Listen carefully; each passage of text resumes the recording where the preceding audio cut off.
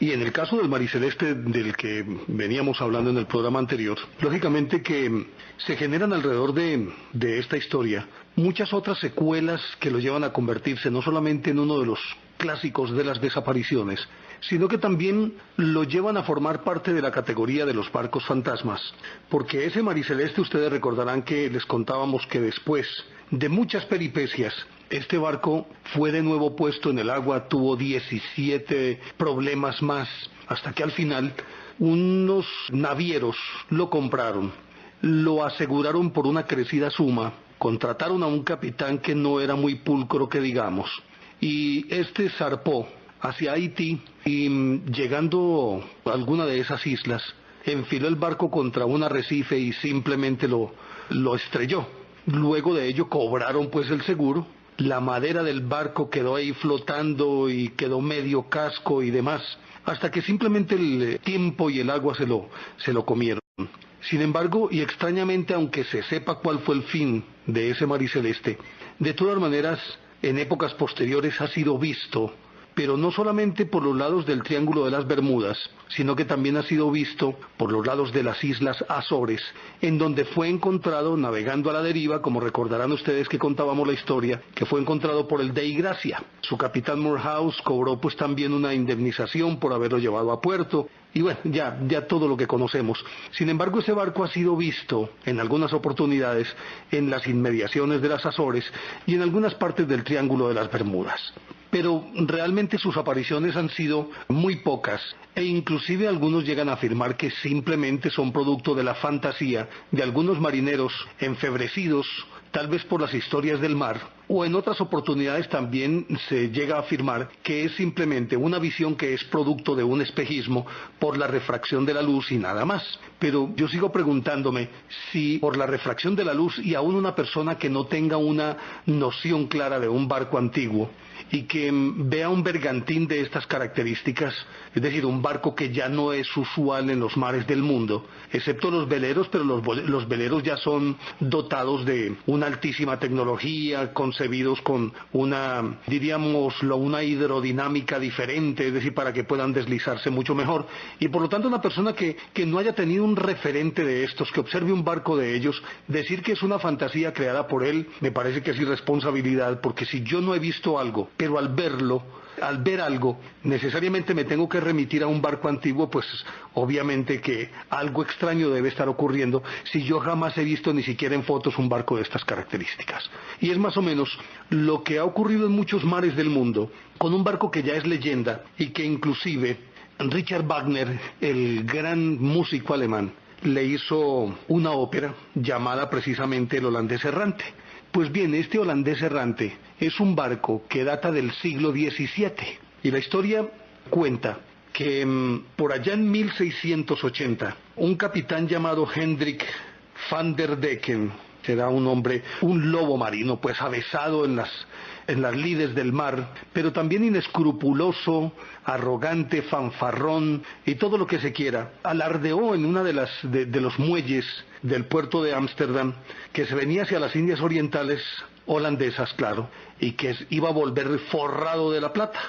A pesar de que tenía mala fama y de ser un tipo ventajoso, un capitán odioso e inclusive en determinados momentos no se paraba en mientes para ejecutar a alguien a bordo de cualquier barco. Con todo y ello lo contrataron, porque como decíamos era un avesado marino que conocía no solamente los mares, sino particularmente las rutas que traían hacia la América, pues que todavía se llamaba las Indias Orientales. Y resulta que él fue contratado entonces para traer un barco hasta las Indias Orientales.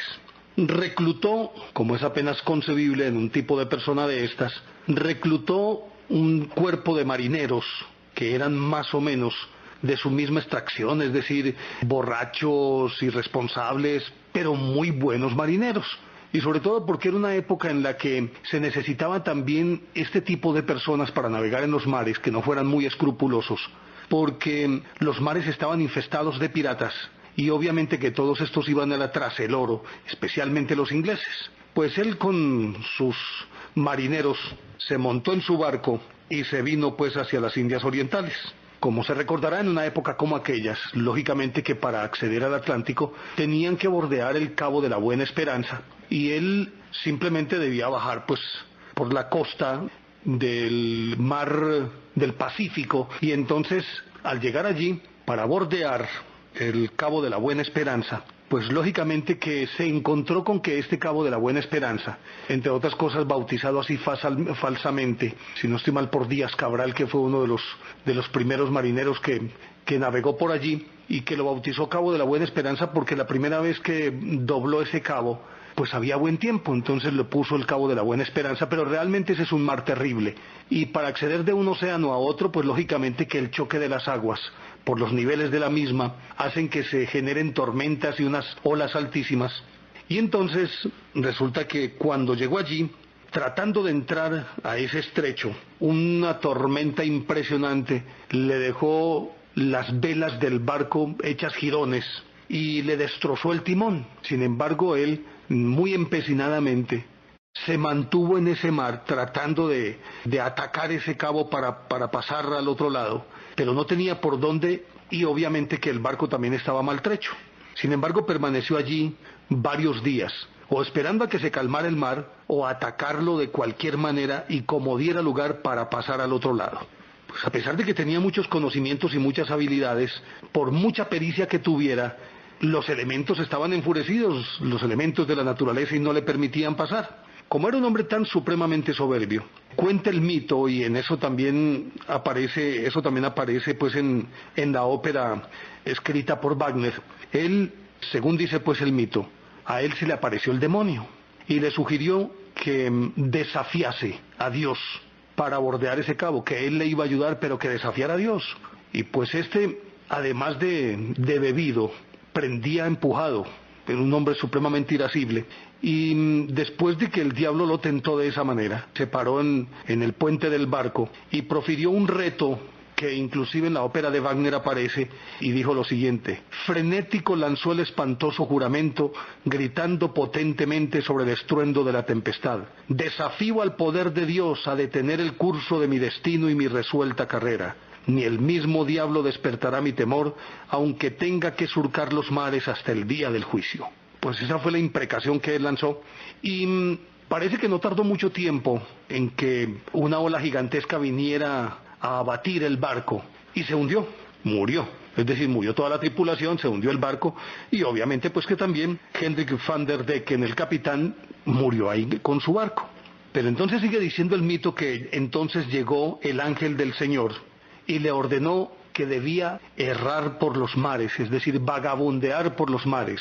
por el resto de los tiempos, hasta que las trompetas de Dios rasgasen los cielos. Y dice así también la misma ópera. Parece que fue dicho y hecho, porque desde entonces el barco pues de Van der Decken, Hendrik van der Decken, sigue surcando los mares sin poder detenerse en ninguna parte, y en algunas leyendas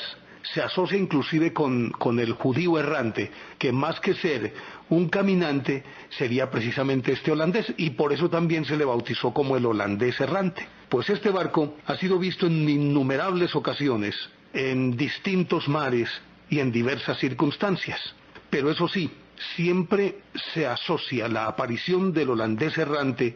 con alguna desgracia. Inclusive se cuenta que cuando se hundió el Lusitania en mayo de 1915, que lo hundió un submarino alemán, antes de que se hundiera, los pasajeros del Lusitania, recuérdese que iban 1198 perecieron en esa tragedia, y parece que un enorme número, una gran cantidad de ellos, estaban apostados en cubierta, arriba pues en la cubierta del barco, y resulta que de pronto vieron que en el horizonte se fue levantando una vela bellísima, y a medida que avanzaban, el barco también avanzaba hacia ellos, y se fue perfilando poco a poco, un barco que evidentemente pertenecía a una época muy pasada, o a siglos anteriores. Y lo más interesante de todo esto es que el mar estaba en completa calma. Sin embargo, ese barco iba, como dicen los marineros, con las velas hinchadas. Es decir, cuando el golpe de viento pega en la vela, ésta se comba y forma como una especie de barriga, por decirlo alguna cosa. Vista desde lejos parece como si fuera una barriga de una mujer embarazada, por decir algo. Y eso se llama las velas hinchadas. Y se veían las velas hinchadas, pero no había ninguna brisa, no había ningún viento. Y el barco avanzaba raudamente. Y obviamente que aquí también aparece esa contradicción. Si no hay viento, aunque estén las velas hinchadas, ¿cómo puede avanzar tan rápidamente si no tenía en ese momento una energía que lo moviera, que en aquella época obviamente que era la energía eólica? Avanzó el barco hasta que estuvo más o menos, dicen algunos de los sobrevivientes del Lusitania, que más o menos lo pudieron ver hasta unos 500 metros, poco menos de 1 kilómetro de distancia, y que pasó fulgurantemente frente a la proa del Lusitania, y a la vista de todos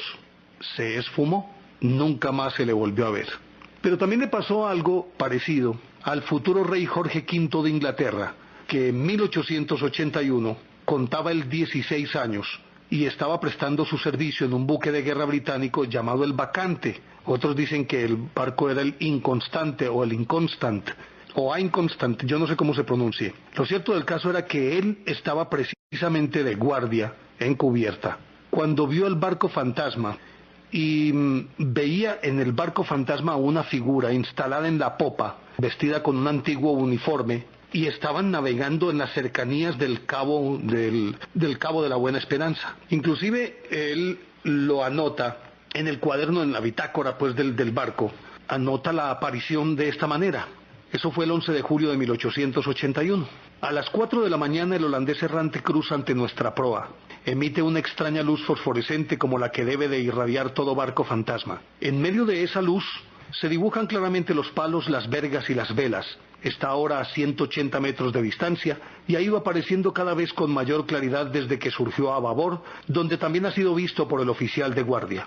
Lo ha visto desde el puente, desde donde también lo ha visto el guardiamarina del Alcázar, que ha sido enviado de inmediato a proa, pero al llegar allí ya no ha visto ningún vestigio, ni signo alguno de ningún barco material, ni cerca ni en ningún punto del horizonte. La noche es clara y el mar está calmo. Pero aparte de él, de ese guardiamarina y del otro, fueron 13 personas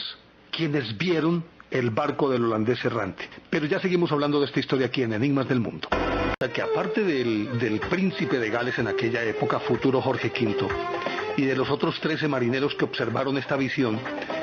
de otros 2 buques gemelos que iban también o que formaban parte de ese convoy, que lógicamente él estaba entrenándose como marinero, es un entrenamiento obligatorio para quien vaya a ser un futuro rey, pero lógicamente que lo tienen que cuidar como lo que es, un príncipe. Y por lo tanto, pues en ese convoy iban otros 2 barcos que estaban custodiando a este en donde estaba el futuro rey Jorge V. Desde esos buques también avistaron al holandés errante. Pero ahí es donde empiezan las desgracias, porque lo que les decía, primero contaba la historia de cómo fue visto por el Lusitania en 1915, poco antes de que fuera hundido más bien el Lusitania por un submarino alemán. Resulta que después de que el príncipe y estas otras personas vieron el barco, ¿cómo les parece que ese mismo día, más tarde, ya entrada la noche, el primer marinero que había visto el holandés errante murió al caerse de un mástil de este buque en el que estaba navegando el príncipe de Gales?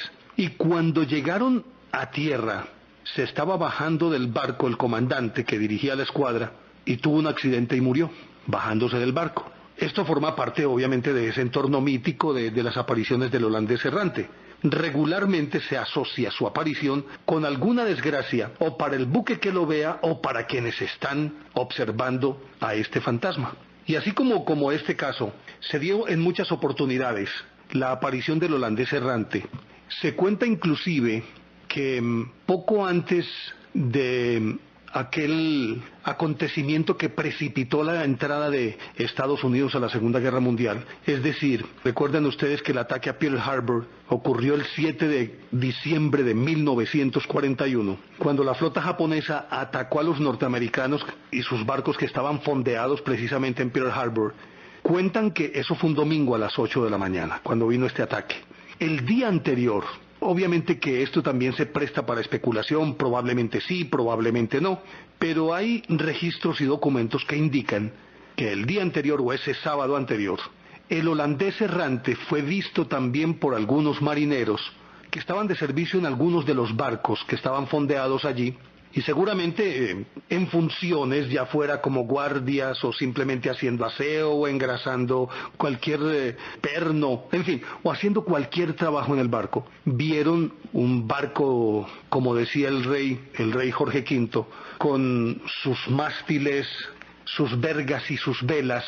extendidas y las velas hinchadas. Lo vieron cruzar en la distancia, y aunque obviamente pues allí tiene que primar el pragmatismo y mucho más de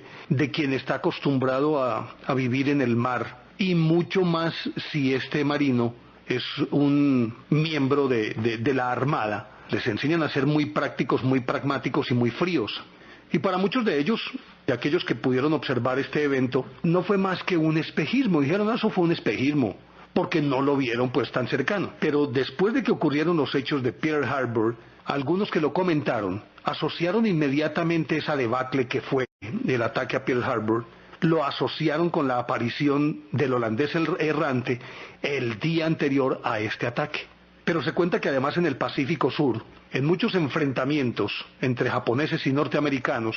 el holandés errante fue visto por ambos bandos, por lo menos en 3 oportunidades más. Lógicamente que se asocia con desgracias, pero es apenas comprensible que si hay una batalla naval, hay uno que gana y otro que pierde. Y hay muchas vidas que se pierden también. Por lo tanto, hablar de que anuncia desgracias, yo creo que es una verdad de perogrullo, porque allí no se sabe quién gana ni quién pierde. De todas maneras se está anunciando desgracias.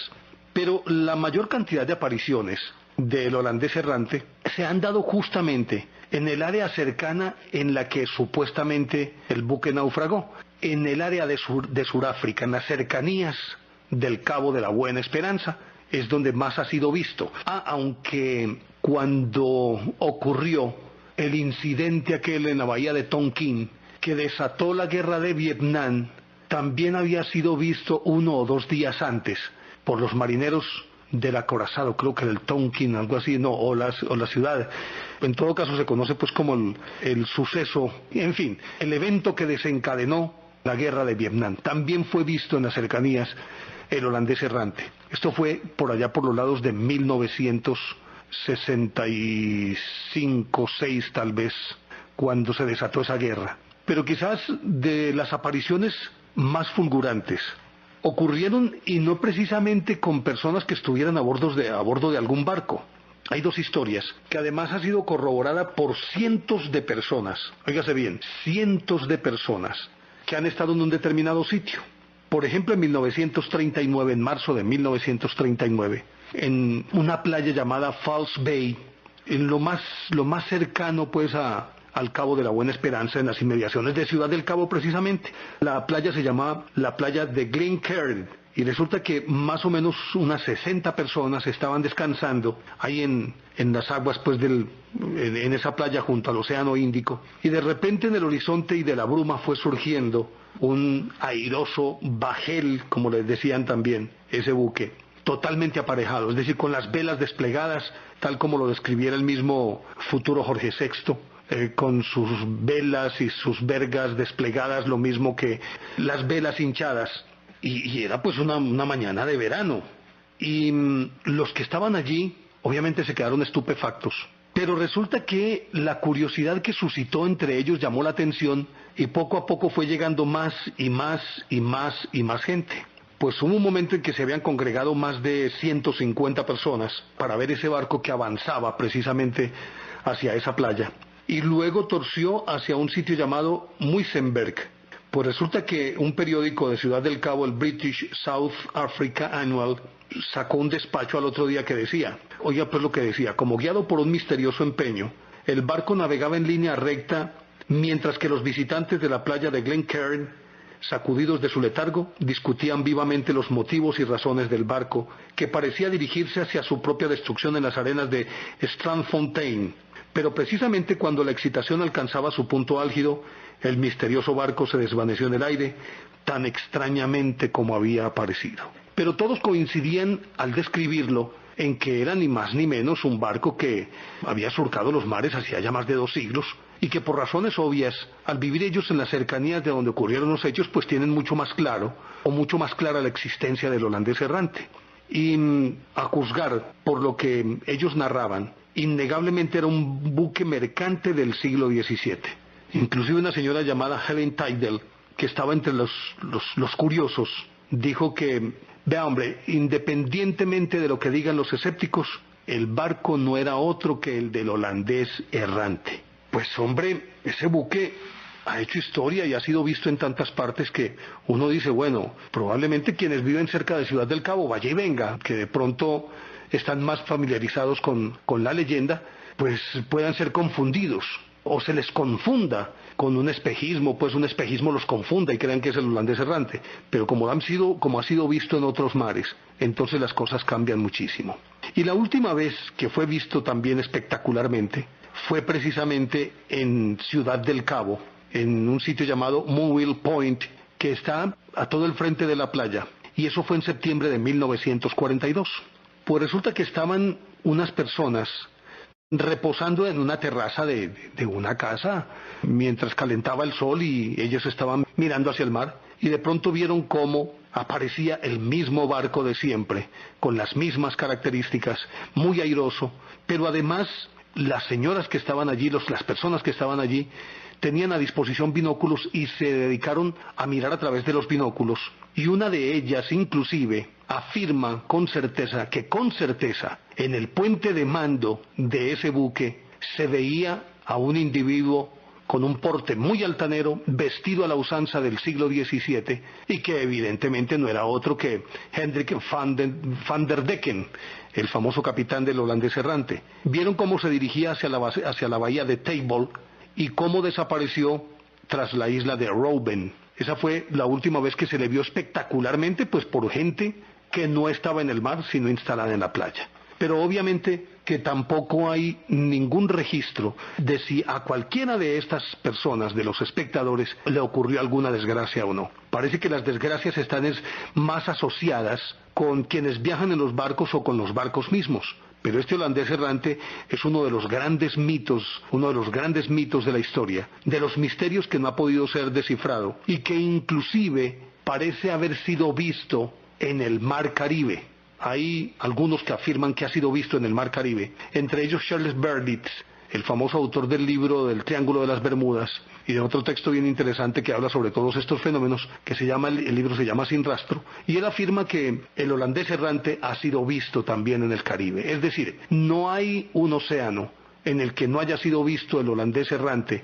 y por personas de distintas nacionalidades y de diferentes épocas, lo que lo lleva a uno a pensar si en efecto como fantasma existe o no, porque con seguridad que muchas de las personas que lo han avistado no están familiarizados con la leyenda del holandés errante, y muchos inclusive ni siquiera lo describen como el holandés errante porque no tienen ninguna referencia sobre este barco, sino un barco antiguo que navega a vela y que se ve airoso y portentoso en el mar y que de pronto, tan fácil como aparece, así desaparece. Pero ya seguimos hablando de esta historia aquí en Enigmas del Mundo. Que el holandés errante es quizás el más famoso de todos los buques fantasmas, no necesariamente es el único. Además, pues fama que también ha sido incrementada por la famosa ópera de la que estuvimos hablando, que escribió Richard Wagner. Hay otros que surcan los mares después de sus naufragios, y tal vez no con ese despliegue del famoso holandés errante, porque pues se han dado casos en los que simplemente desaparecen. En el caso del holandés errante todo se originó aparentemente por una tentación del diablo y una maldición que él mismo provocó, es decir, Hendrik van der Decken, el capitán, fue supuestamente quien la provocó, y tal vez por eso es quizás el más notorio de todos estos ejemplos. Pero hay buques que siguen surcando las aguas del mundo por secula seculorum. Inclusive se cuenta que de algunos de los famosos piratas al servicio de su majestad, recuerden a Vernon, a Sir Walter Raleigh, al más famoso de todos, Sir Francis Drake, que eran los piratas de su majestad, que tenían patente de corso, es decir, que tenían autorización de la reina para hundir los barcos españoles o para robarles el oro que llevaban de América para el imperio. Es decir, en este caso, pues para la gran metrópoli que era España en su momento. Se dice que algunos de ellos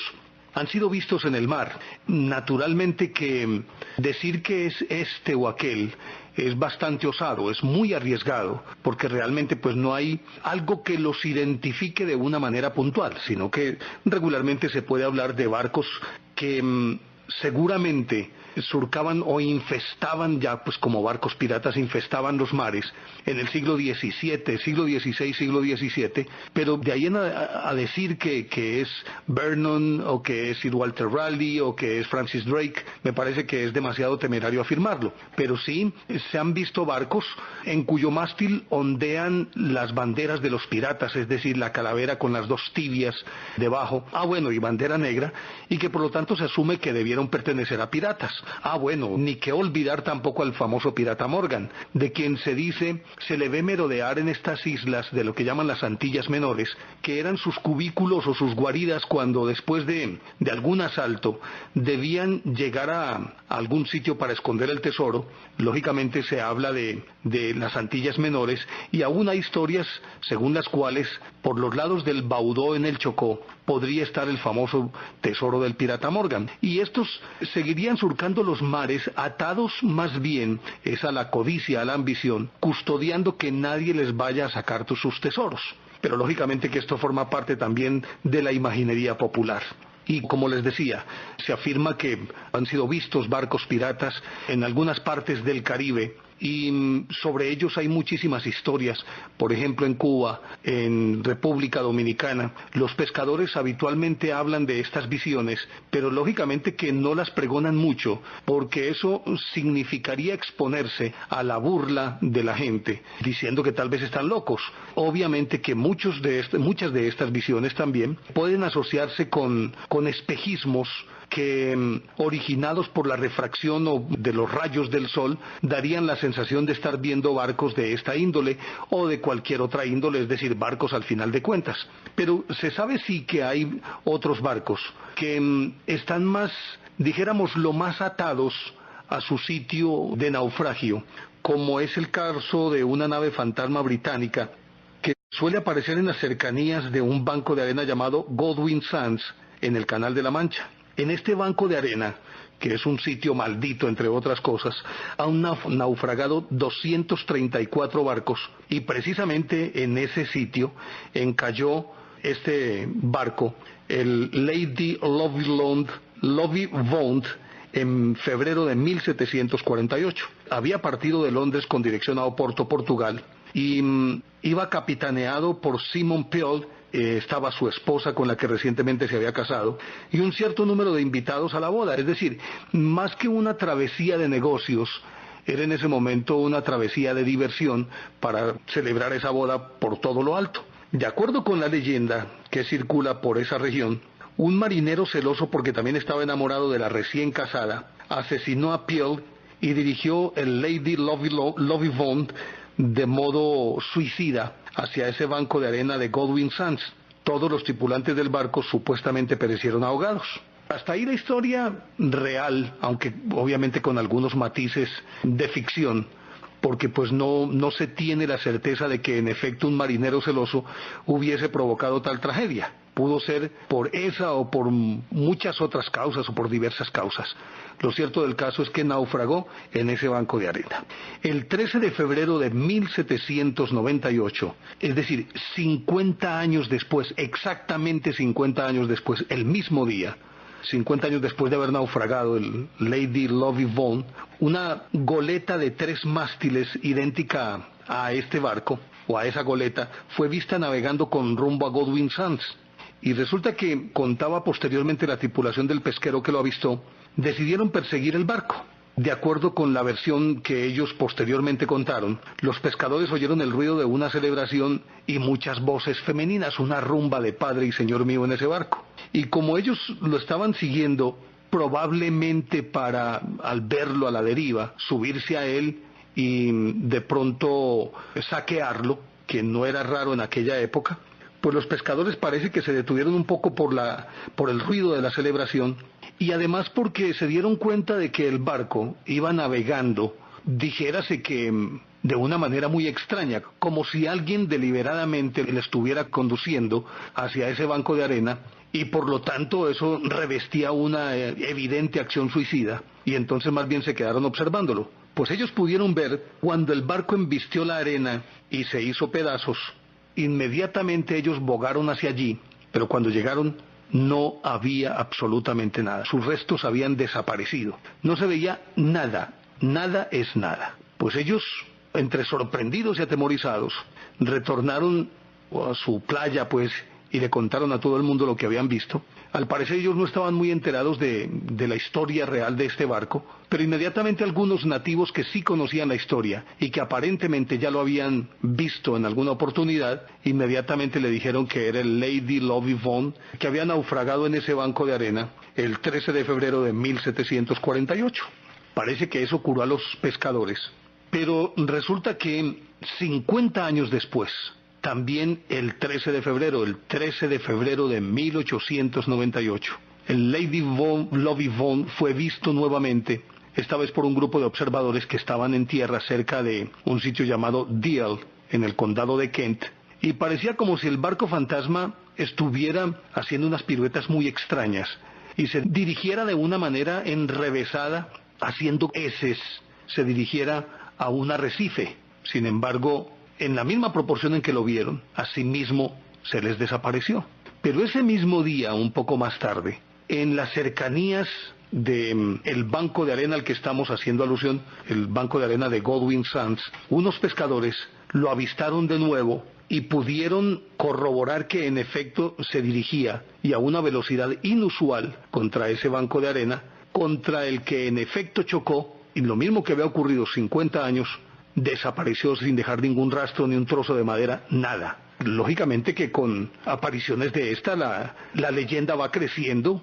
y va generando mucha más curiosidad, aunque se olvidó por algún tiempo. No obstante que los pescadores ya tenían cierto temor de navegar por aquellos mares, o por aquel sector, a más de que conocían lo peligroso que era este banco de arena, pues el peligro ahora se incrementaba por la aparición del Lady Lovey Vaughan. Y resulta que 50 años después, el 13 de febrero de 1948, exactamente el mismo día, como si estuviera conmemorando su hundimiento, ya avisados por lo que ocurría y sabiendo que existía una periodicidad de medio siglo entre una y otra aparición, se reunió una buena cantidad de observadores en las cercanías de ese Godwin Sands, y aunque la visibilidad no era buena, ellos estuvieron durante prácticamente todo el día, y ya al final muchos de ellos tiraron la toalla y regresaron a sus casas, pero otros empecinadamente se quedaron allí, esperando por lo que pudiera ocurrir. Pues al parecer ya estaba cayendo la tarde, ya era el crepúsculo, se había aclarado un poquito las condiciones de visibilidad, se podía ver un poco mejor, cuando en efecto se levantó en el horizonte el barco, vieron que venía ese barco, y como en anteriores oportunidades, venía enfilado directamente hacia Godwin Sands, y venía a una velocidad inusual. Se supone que ya para entonces había muchísimos medios, lo suficientemente adelantados como para captar con imágenes y aún con video las peripecias de este barco, y varios de ellos se habían ido armados de cámaras de video y todas estas cosas, y empezaron a filmar cuando lo vieron insinuarse en el horizonte, y avanzó a una velocidad que, como decíamos, era inusual, muy por encima de la que regularmente un barco de estas características debería desarrollar, y se quedaron ahí esperando a que llegara. Pues en menos tiempo de lo calculado para cubrir una distancia de estas, el barco ya prácticamente estaba encima, y en efecto se enfiló contra el banco de arena, y para mayor sorpresa, porque además también llevaban aparatos de audio, vieron cuando el barco se estrelló contra el banco de arena, y sintieron el ruido generado por una colisión de estas características, un ruido bastante alto, y pues todos estaban estupefactos, algunos de ellos echaban la bendición, otros salieron huyendo, bueno, cosas por el estilo. Pero resulta que cuando fueron a revelar las películas que habían tomado con esa aparición, no había nada en las películas. Lo mismo sucedió con las cámaras. En aquella época eran cámaras más de cine que de video, y tampoco aparecía nada en esas cámaras o en ese material recopilado de esa manera. Simplemente rodaba y se veía como una especie de niebla y nada más. en algunos tramos se veía un poquito de claridad y en otros se hacía un poco más brumoso, pero nada más se pudo ver. Entonces acudieron supuestamente al registro de audio y tampoco en el registro de audio había nada, silencio absoluto, excepto las olas del mar cuando llegaban contra la playa, el sonido característico de una ola que muere en la playa. Naturalmente que algunos de ellos, más temerarios que los demás, se fueron casi hasta el sitio en donde habían visto que se había estrellado el barco y pudieron corroborar que no flotaba ni una tabla, ni una astilla de madera flotaba, no se vio nada, había desaparecido totalmente. Pero ya seguimos hablando de esta historia aquí en Enigmas del Mundo. De 1998, cuando se cumplían 50 años de su última aparición, otra vez esa playa se llenó para ver si volvía a aparecer el Lady Love Yvonne, y se cuenta que eran cientos de personas, entre las cuales muchos periodistas, algunos investigadores de este tipo de fenómenos. Y era un día especialmente cálido y luminoso, aunque eso en esa época y en esas latitudes es algo inusual, porque recuérdese que el Canal de la Mancha es una región que es muy impredecible en cuanto a los cambios de clima y de visibilidad, que entre otras cosas recuerden que eso fue uno de los factores que incidió para que la famosa operación del día D tuviera que aplazarse y que cuando se desarrolló el 6 de junio de 1944, la primera andanada generó una cantidad de muertes impresionantes que se calculan más de 90.000, precisamente por las condiciones del mar, porque además es un mar furioso. Pero ese día estaba inusualmente claro y llegó gente con, bueno, eso era paseo de olla y de pelota de letras y se sentaron con, mejor dicho, de picnic, como dirían los anglosajones, llevaban inclusive su fiambre y se sentaron a esperar. Pues resulta que pasó el día, ellos asumían que entonces, tal vez finalizando la tarde como había ocurrido en 1948, podrían tener el premio que estaban buscando, es decir, ver de nuevo el Lady Love Yvonne. Pues se quedaron con los crespos hechos. No apareció, es decir, faltó a la cita a la que ya tenía acostumbrada la gente cada 50 años. Y hasta el momento, obviamente que no ha vuelto a aparecer. Y así como la historia de este Lady Love Yvonne, hay otros casos que son bien interesantes y que no vamos a tratar de explicar porque esto no lo puede explicar nadie, pero sí por lo menos para tratar de encontrar algunos elementos que nos ayuden no a comprender el fenómeno, pero sí más bien a reconocer el fenómeno. Como decíamos, vamos a hablar de eso un poco más adelante para tratar de entender un poquito mejor el fenómeno. Pero entre tanto vamos a contar otra historia de otro barco también de unas características muy extrañas y que para los lugareños sigue siendo más bien como una especie de mal agüero, sobre todo porque es una tierra relativamente expuesta a los huracanes, que recuerden pues tienen su temporada fuerte más o menos entre junio y principios de noviembre. Se trata de un barco llamado el Palatine, que había partido de Holanda en 1752, repleto de colonos que se dirigían a Filadelfia. Pero resulta que una tormenta invernal le hizo cambiar de rumbo. Se cuenta pues la historia, que el capitán cayó por la borda en una de esas maniobras arriesgadas y que inmediatamente la tripulación quedó presa del pánico y aterrorizada se amotinó. ¿Pero se amotinó contra quién? Si no había quien mandara. Se supone que contra el segundo de a bordo. Los pasajeros, viendo que no había nadie que gobernara el barco, y con la tripulación amotinada, los marineros amotinados, parece que perdió toda autoridad el primer oficial, el contramaestre, el segundo de a bordo, todo eso, pues contra los que se supone que representaban la jerarquía, y parece que inclusive algunos de ellos que se negaron a hacer maniobras que consideraban convenientes en ese momento, el resto de los marineros fueron asesinados. Pues no solamente los pasajeros quedaron a merced de esa tripulación enloquecida, sino a merced también de los elementos y del barco que iba al garete. Se cuenta que 2 días después de este hecho, el Palatine encalló en las rocas a la altura de un sitio llamado Block Island y sufrió graves daños. Por lo menos encallados allí, si bien es cierto que no habían superado el problema, de todas maneras fue como un respirito para ellos. Además porque el agua lo empujaba pues contra esas rocas y lo mantenía ahí como cuñado. Pero cuando la tormenta amainó, el barco estaba condenado a naufragar, se le había partido el timón, no había forma de gobernarlo, y comenzó a deslizarse y alejarse de las rocas, y por la marea fue arrastrado océano adentro. Pero antes de que se hubiera alejado mucho de la costa, parece que una banda de pescadores, y digo banda porque más que pescadores, parece que era una banda de saqueadores que tenían asolada esa región. Y entonces docenas de pescadores de la región cayeron sobre el Palatine, se subieron al barco, robaron a los pasajeros y saquearon todo el barco. Y una vez que terminó esa rapiña tan impresionante, y cuando ya pues no había en él ningún objeto de valor y los pasajeros doblemente aterrorizados por todo lo que les había ocurrido, pues los pescadores le prendieron fuego al casco y contemplaron cómo el barco en llamas se consumía de proa a popa y marchaba a la deriva hacia mar adentro. Y aún más, los pescadores, eso sí, parece que por fin los conmovió algo, y era una mujer que ellos veían en la distancia y permanecía encubierta pidiendo ayuda a gritos, hasta que fue devorada por las llamas ella misma y se lanzó al mar. Desde entonces, durante más de 2 siglos,